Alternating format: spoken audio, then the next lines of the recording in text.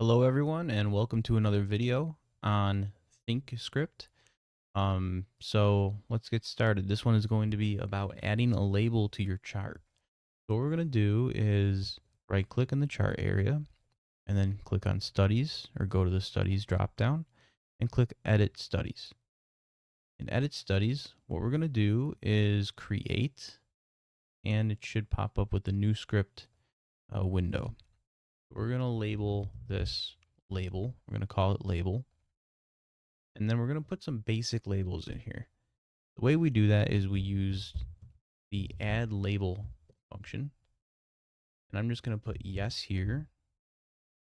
Now that's for the first argument. This is just basically going to say always show the label. So we're going to say yes. The next argument is going to be the text in the label. So this is going to be, let's say, price, colon. Then I'm going to put plus and then close. What this is going to B is basically price colon with a space between it and then the closing price. And then we're also going to put a $sign at the end of there. That way that there's a $sign before the actual close price.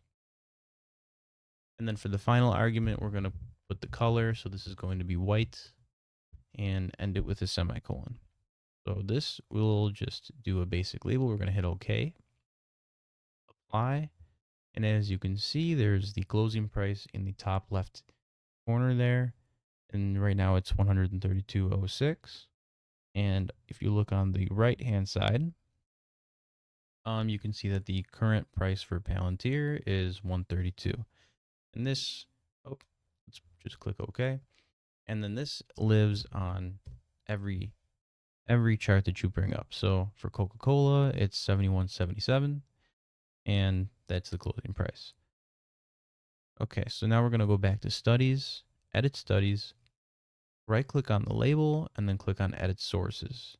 Now I can also get to this by simply searching for it, finding it, right clicking on it, and then clicking on edit. All right, so that's, one simple one. Let's do another one. Let's do add label. We're going to always show it. Let's put volume in there and volume. And then let's put the color as blue, which might not show up too well, but we're going to apply it. Yeah, it doesn't show up very well. So what we're going to do is change blue to cyan, apply, and we have our volume there. Okay, so this is just basic examples of what you can do with labels. Let's say we want to do something a little more complicated. Let's say we want to add the RSI value to it for some reason. So we have the RSI value. What we can do is we can bring in the value of any indicator using some function. So in this case, we can define a variable called RSI, and then we're going to equal that to this built-in function in Thinkorswim called RSI. So we're going to take in that RSI value, and then we're going to add it to a label. So we're going to say add label. We're going to always show it. We're going to say RSI colon plus, and then the value of the RSI. And then for now, what I'm going to do is put color green. So we're going to color it green. We're going to take the value of the RSI, place it into a text, and then we're going to always show it. So I hit apply, and now you see that the RSI is in the top corner there. Let's say I wanted to do something a little more complicated with this color, right? Let's say we wanted to make it conditional. So if the RSI is above 70, then we're going to color it green. If it's below 30, then we're going to color it red. And if it's in between the two, then we're going to color it yellow. So how do we do that? Well, we do that using if, then, and else statements. So what we're going to do is say if the RSI is greater than 70, then color green. Or rather, no, I think we said red was going to be over 70. Now we want to do the case for less than 30. So we can say else if the RSI is less than 30, then the color should be green. And then for all other cases, you can just use the else keyword. So else and then color dot yellow. And that's going to give us exactly what we want it to do. I hit apply there, and now it's yellow because it's between 30 and 70. But just to show you that it's working, I'm going to change the levels a bit. So I'm going to say if the RSI is above 50, then the color is going to be red.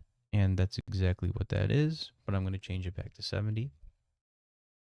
And over here, if the RSI is below 30, well, let's just say if it's below 60, then it's green. And as you can see, it's now green. So I'm going to change that back to 30, and it will change back to yellow. Now, another thing with this add label function, if we right click on the function itself and then just look at the info, we want the cursor to be on there. Maybe if we highlight it first. Usually that works. Let's go into there again. Let's edit sources. There we go. Okay, so for some reason it didn't work the first time. But if we look at this little info box, we can see that the first parameter is Boolean visible. This is your visible. This is basically like, is the label visible? That's what this is. So you say yes or no. And then the next one is obviously the text for the label. And the next one after that is the color. You could also put it somewhere different than the top left-hand corner. And you could also change the size of it. So for example, let's say we wanted to put this in the top right-hand corner over here. So we can use these built-in things here. We can say location dot top right, for example.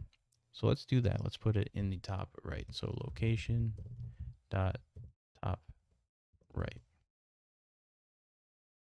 Apply, and now it's in the top right. And then let's just say that the size, that's an int value. Let's just say 10.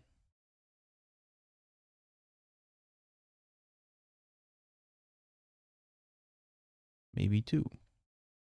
There we go. So 2 makes it double the size. And you can play with that. So 1.5 makes it a little bit bigger than the other ones, but not so much bigger. Let's just say 1.7. Actually, because it's an int value. So it's 1. You can only do 1, 2, let's say 3. 3 is a very large value, right? But we're going to keep it as default. So we're just going to get rid of that. And then another thing with the show value is let's add something else here. Let's do, before this def RSI part, let's put input and then input show underscore label. And we're going to equal that to yes. So this equaling yes, that means that this is like a default value. Or defaulting the show label variable to yes. And what we're going to do is we're going to copy that show label variable and we're going to put it in place of the visibility parameter over here. Okay, so this is now dependent on the value of this. And because we put input here, we can actually change that in the parameters of this label script. So if we apply it, we hit OK, apply. Now what we can do is we can go to the little gear icon here, and then we can do show label no, OK, apply, and now the label is gone. And we can go back and put yes, and now the label, if we hit apply, the label is now back. We can also get to this by right-clicking here and then doing edit properties. Edit properties, no, okay, apply, and now it's gone. All right, so that is how you add a label. That's a little bit more about labels, how to use conditionals to change certain things about the labels. You can also probably use a conditional to change the size of the label as well. You know, there's all sorts of things that you can do with these. So thanks for watching. Hope you learned something, and have a good day.